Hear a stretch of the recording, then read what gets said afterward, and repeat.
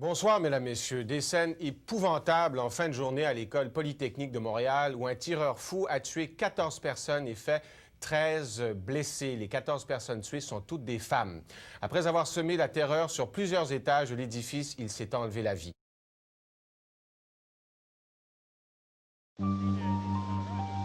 C'était un matin excitant. C'était un matin où ça commençait à goûter la fin de mes études.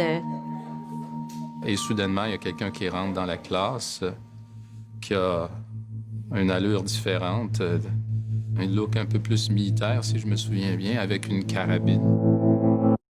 On vient tout juste de recevoir les premières images de ce drame qui vient de se dérouler à 17h25, donc, à l'Université de Montréal, la Polytechnique.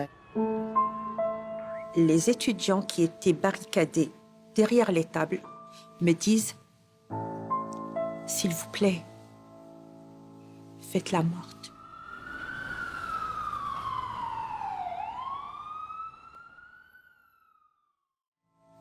Je me disais, qu'est-ce qu'il y aurait à faire? Qu'est-ce qu'on pourrait dire?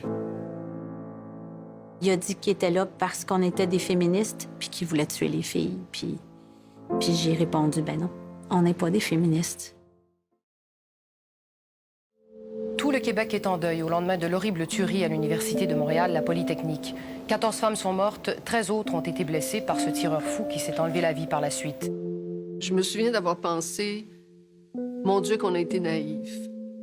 Vous savez, jusqu'à ce moment-là, il n'y en avait pas eu de prix à payer pour être féministe. L'interprétation publique du geste qui m'a beaucoup heurtée personnellement, parce que dans les médias, des voix officielles de la société, on ne voulait pas dire que c'était un crime contre les femmes.